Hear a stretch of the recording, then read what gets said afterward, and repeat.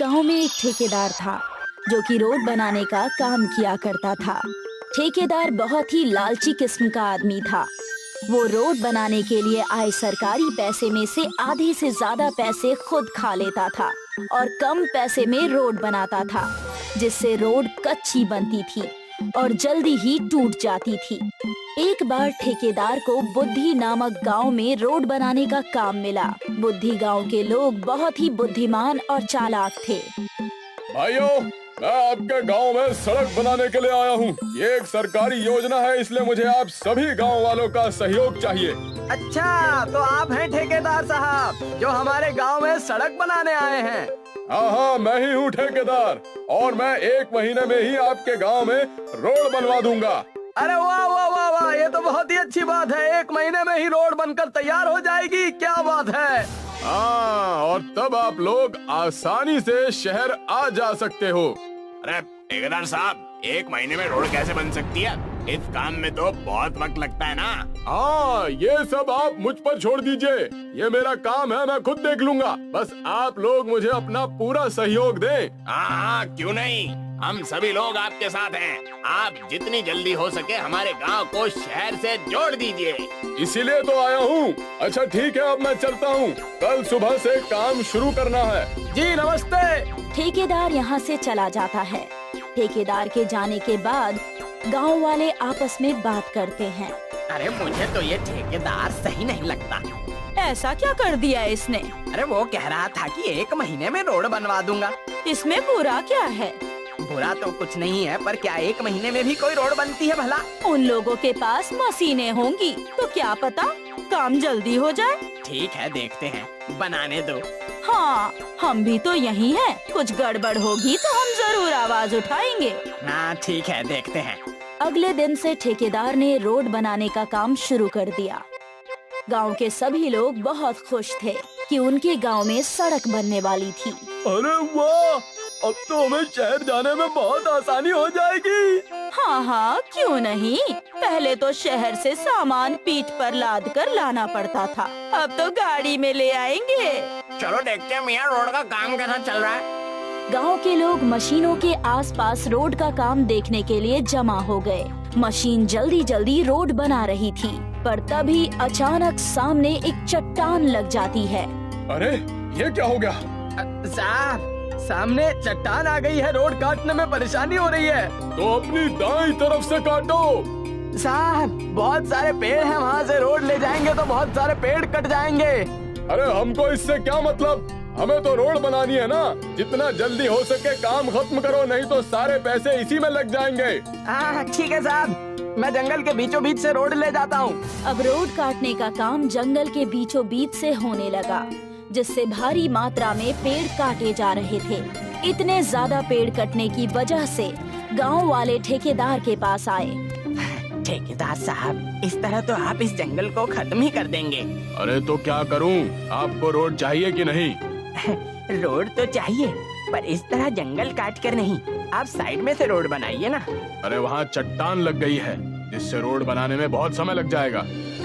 हमें जल्दी नहीं, आप आराम से काम कीजिए, पर जंगलों को नुकसान मत पहुंचाइए। अरे आपको जल्दी नहीं है, पर मुझे तो है ना। और वैसे भी जितने ज्यादा दिन लगेंगे मेरा उतना ही पैसा बर्बाद हो जाएगा। पर ये तो सरकारी पैसा है ना। हाँ, पैसा तो सरकारी है, लेकिन कुछ पैसा मेरी जेब में भी तो आना चाहिए कि नहीं? ठेकेदार ने जंगल के बीचों बीच रोड बनाई, जिससे बहुत सारे पेड़ काटे गए। जब रोड पक्की करने की बारी आई तो ठेकेदार मसाले में भी घोटाला करने लगा। वो रोड पक्की करने के लिए बालू और सीमेंट की जगह मिट्टी का प्रयोग करने लगा। ये देखकर गांव वालों ने उसका विरोध किया। अरे भाई साहब, ये बालू और सीमेंट की जगह आप मिट्टी को डाल रहे हैं। अरे इससे तो रोड जल्दी टूट जाएगी। अरे रोड मुझे बनानी है, आपको मुझे अपना काम करने दीजिए। अरे ठेकेदार साहब, पर इस रोड पर हमें ही तो चलना है ना। ये तो एक ही बरसात में टूट जाएगी। देखिए, मेरा काम रोड बनाना है और मैं अपना काम कर रहा हूँ। आप प्लीज यहाँ से चले जाइए। ठेकेदार पैसे बचाने के चक्कर में रोड पक्की करने वाले मसालों में घोटाला करता है, जिससे रोड कच्ची बनती है। अरे सुनती हो, देखना ये रोड 1 साल भी नहीं टिक पाएगी। हाँ, एक भी काम सही से नहीं किया है। एक बारिश आई नहीं कि सारी की सारी रोड ही गायब हो जाएगी। अरे क्या फायदा हुआ ऐसी रोड बनाने का, इससे अच्छा तो नहीं बनती। खाना खा इतने जंगल भी काट दिए। ठेकेदार ने घोटाला करते हुए रोड बनाने का अपना काम पूरा कर दिया। धीरे धीरे समय बीता और बारिश का महीना शुरू हो गया।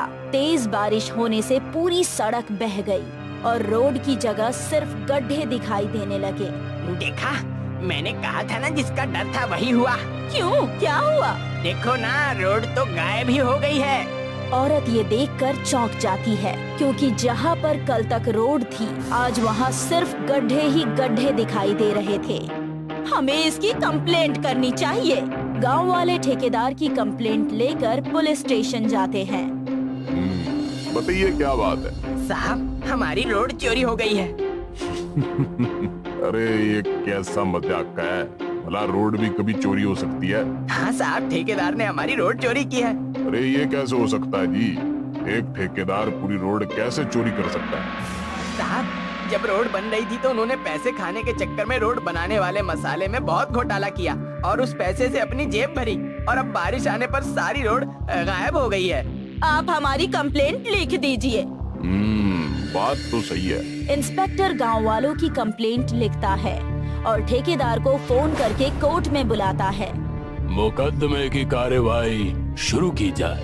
गांव के कुछ बुजुर्ग लोग और महिलाएं अपना बयान देते हैं। जज साहब, इन लोगों ने मुझ पर रोड चोरी करने का झूठा आरोप लगाया है। जज साहब, इस आदमी ने रोड बनाने वाले बजट के पैसों में घोटाला किया और उससे अपनी जेब भरी, जिससे बारिश आने पर हमारी सारी रोड बह गई। अच्छा, तो ये बात है। तुम्हारे पास कोई सबूत है? हाँ जज साहब, सभी गांव वालों ने इसे रोड बनाते हुए देखा था। ये सीमेंट, बालू और कोलतार की बजाय मिट्टी से रोड बना रहा था। हाँ साहब, हम सबने अपनी आंखों से देखा था। इस ठेकेदार ने पैसे खाए और इसकी वजह से हमारी रोड गायब हो गई है। ठेकेदार ने लालच में आकर रोड बनाने वाले बजट के पैसों से अपनी जेब भरी। इसका मतलब ठेकेदार ने रोड चोरी की है। इसलिए ठेकेदार पर 1 लाख रुपए का जुर्माना लगाया जाता है और सजा के रूप में उसे पूरे गांव में फिर से पक्की रोड बनानी पड़ेगी।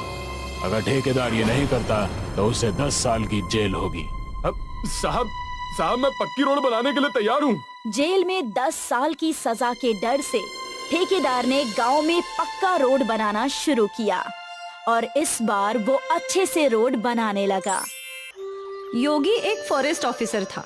उसकी पोस्टिंग तमिलनाडु के नेलागोंडा जंगलों में हुई थी और इन्हीं जंगलों में लाल चंदन के झाड़ भी पाए जाते थे।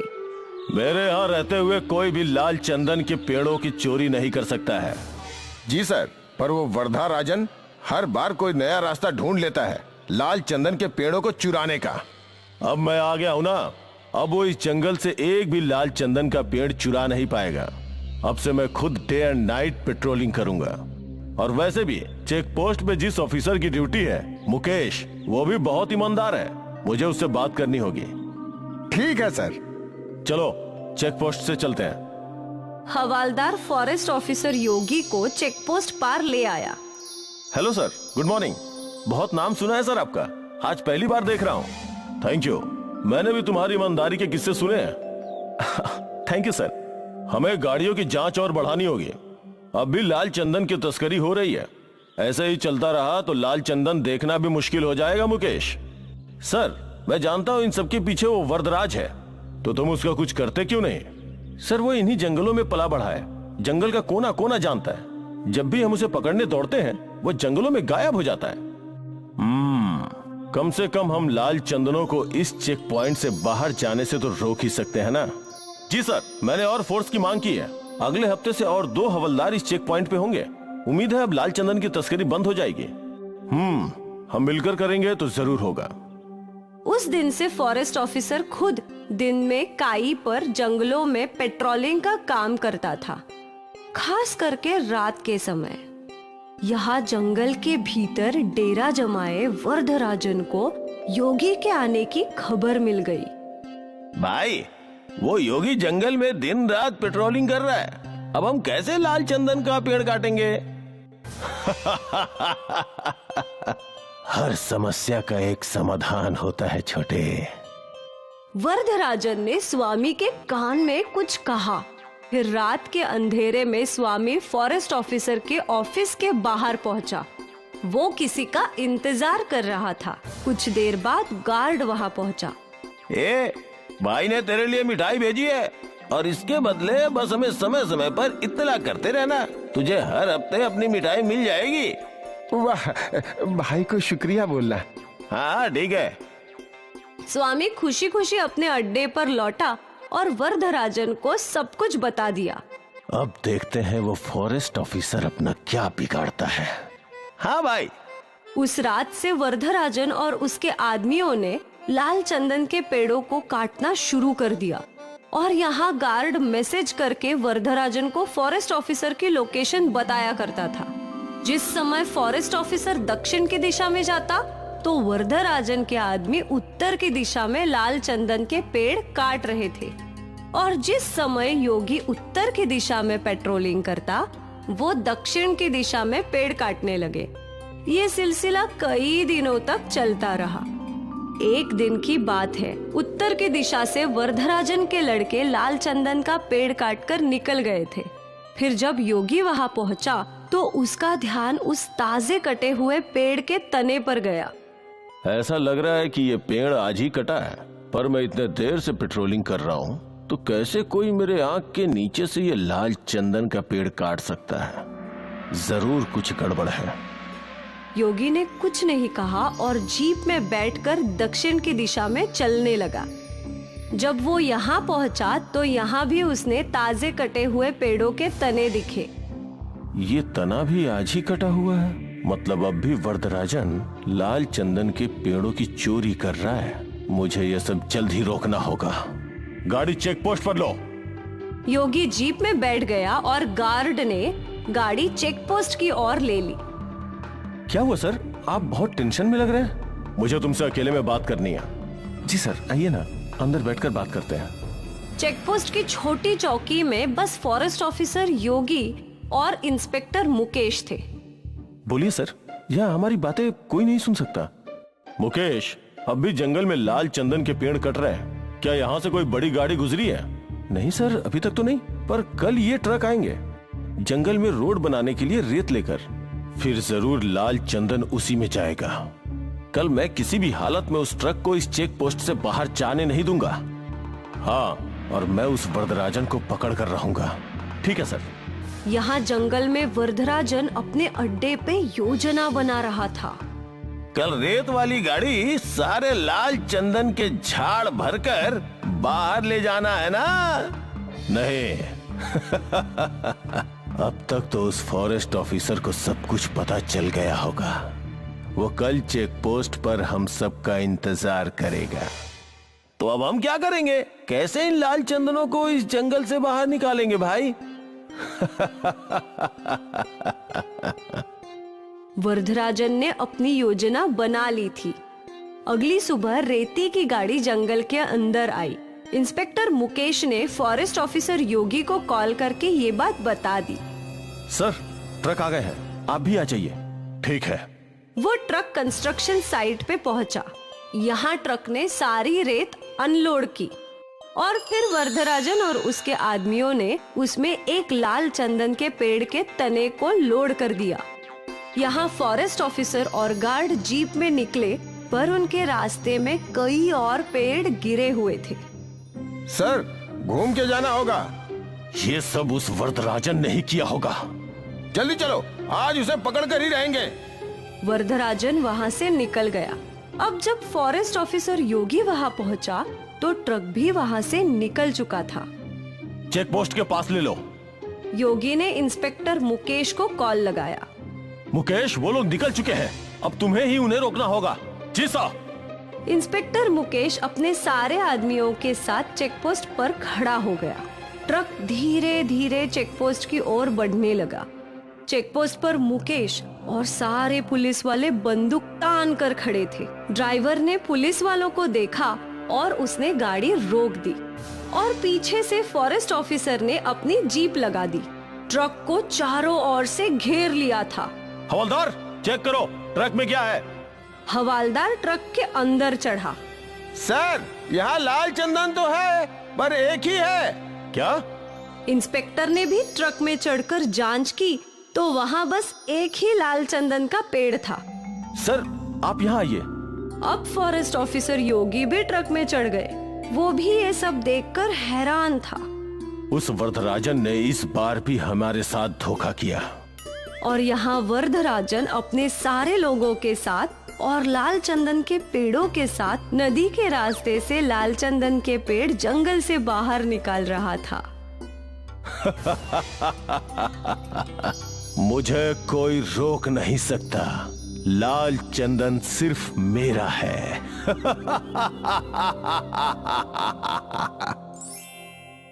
एक दिन की बात है, जब सूरज ढल रहा था और चांद उग रहा था, तो सूरज ने चांद से पूछा, अरे भाई, एक बात बताओ, तुम जब भी आते हो तो कोई तुम्हें प्रणाम क्यों नहीं करता? ऐसा नहीं है भाई, हर कोई एक जैसा नहीं होता। कई लोग मुझे भी प्रणाम करते हैं। पर मैं तो जब भी उगता हूँ तो सारी दुनिया मुझे जल चढ़ाती है, पर तुम्हें तो कोई भी जल नहीं चढ़ाता। सूरज और चंद्रमा की ये बातें बेलापुर गांव के लोग सुन रहे थे। तभी एक आदमी ने कहा, हम तो सिर्फ सूरज को ही भगवान मानते हैं, चांद हमारे लिए भगवान नहीं है। नहीं, ऐसी बात नहीं है, हमें चांद को भी भगवान मानना चाहिए। सूरज भगवान तो हमें रोशनी देते हैं, धूप देते हैं, चांद हमें क्या देता है? हर किसी का अलग अलग काम है। चंद्रमा भी हमें रात को रोशनी देता है। अरे पर उस रोशनी का हम क्या करेंगे? रात को तो हम सोए रहते हैं, हमें रात को रोशनी की जरूरत नहीं है। पर चांद का होना भी जरूरी है। हमें चांद की जरूरत नहीं है। अगर चांद नहीं भी होगा तो हमारी जिंदगी में कोई भी फर्क नहीं पड़ेगा। उसका होना और ना होना एक ही बराबर है। इस आदमी और औरत की बात चांद और सूरज दोनों सुन रहे थे। ये बातें सुनकर सूरज खुश हो गया और चंद्रमा थोड़ा उदास हो गया। सूरज ने चांद से कहा, देखा, बेलापुर के लोग भी मुझे भगवान मानते हैं और तुम्हें कुछ भी नहीं। ये लोग मेरी पूजा करते हैं। पर मैं भी तो इन्हें रोशनी देता हूँ। अगर मैं ना रहूं तो इन लोगों की जिंदगी अस्त व्यस्त हो जाएगी। कोई बात नहीं, वैसे भी इन लोगों को तुम्हारी जरूरत नहीं। अगर ऐसी बात है तो ठीक है, मैं अब से आऊंगा ही नहीं। चंद्रमा गुस्सा होकर वहाँ से चला जाता है। चंद्रमा के जाने के बाद बेलापुर में रात को अंधेरा छा जाता है। वैसे तो आसमान में कुछ तारे हैं, पर इनकी रोशनी बहुत कम है। अंधेरा इतना गहरा है कि किसी को कुछ भी दिखाई नहीं देता। अब खेतों में बुआई का वक्त आ चुका था, इसलिए किसानों को सुबह जल्दी उठकर बुआई के लिए जाना था, पर चांद के न होने से गहरा अंधेरा था। अरे उठ जाओ, आज खेत की बुआई करनी है ना, जल्दी चलो, नहीं तो बाद में तेज धूप हो जाएगी और फिर गर्मी में काम नहीं हो पाएगा। हाँ, खेत की बुआई तो करनी है, पर अभी रात है, बाहर बहुत घना अंधेरा है। मुझे तो लगता है सुबह होने वाली है, हमें चलना चाहिए। वो सब तो ठीक है, पर बाहर कुछ दिख ही नहीं रहा, जाएंगे कैसे? ठीक है, सुबह होने पर ही जाते हैं। ये दोनों सुबह होने का इंतजार करने लगे। जब सुबह हुई तो ये दोनों खेत के लिए निकल पड़े, लेकिन कुछ ही देर में तेज धूप आ गई और गर्मी के कारण खेत में काम करना मुश्किल हो रहा था। बहुत गर्मी हो रही है, चलो घर चलते हैं, कल सुबह जल्दी आ जाएंगे। हाँ, सही कह रही हो, इस भयानक गर्मी में तो मुझसे भी काम नहीं होता, कल आते हैं। वो आदमी और औरत दोनों घर चले गए। अगले दिन भी जब वो उठे तो रात को चंद्रमा के न होने की वजह से बहुत घना अंधेरा था, और आज भी वो दोनों जब उठे तो सूरज निकल चुका था। सूरज की गर्मी के कारण खेत में काम करना मुश्किल हो रहा था। इस समस्या से परेशान होकर आदमी ने सूरज से कहा, हे सूर्य देव, हमें चांद की जरूरत नहीं है। अगर आप रात को भी रहें तो हमें कभी भी चांद की जरूरत नहीं पड़ेगी और हम केवल आप ही की पूजा करेंगे। ठीक है, अब से मैं रात को भी रहूंगा। अब दिन खत्म होने के बाद सूरज रात को भी बेलापुर में ही रहने लगा, जिससे दिन ढल ही नहीं रहा था और रात हो ही नहीं रही थी। अरे जल्दी से खाना बनाओ, नींद आ रही है, सोना भी है। अभी तो दोपहर का वक्त है, क्या अभी से खाना बनाना शुरू कर दूं? अच्छा ठीक है, बाद में बनाना। वो आदमी और औरत बहुत देर तक रुकते हैं, पर शाम नहीं होती, क्योंकि अब सूरज ढल ही नहीं रहा था। भूख से आदमी का बुरा हाल हो गया। अरे लगता है आज शाम नहीं होगी, तुम खाना बना दो। ठीक है, बनाती हूँ। औरत ने खाना बनाया और दोनों ने खाना खा लिया। अच्छा सुनो, मैं सोने जा रहा हूँ। अभी तो रात ही नहीं हुई। हाँ, सूरज भी तेज चमक रहा है, पता नहीं रात कब होगी। मैं तब तक नहा लेता हूँ। वो आदमी नहाने चला गया। बाप रे, आज तो बहुत गर्मी है, पता नहीं इतनी गर्मी में कैसे रहेंगे। आदमी नहाकर लौट आया। अरे नहाने के बाद भी कितनी गर्मी लग रही है। अब सूरज नहीं ढलेगा, इसलिए ये सब हो रहा है। ये सब सूरज की वजह से ही हो रहा है।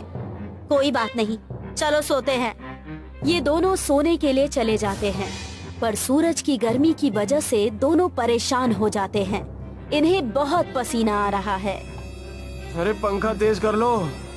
औरत पंखे को तेज कर देती है, पर तेज हवा चलने के बाद भी इन्हें गर्मी से राहत नहीं मिलती।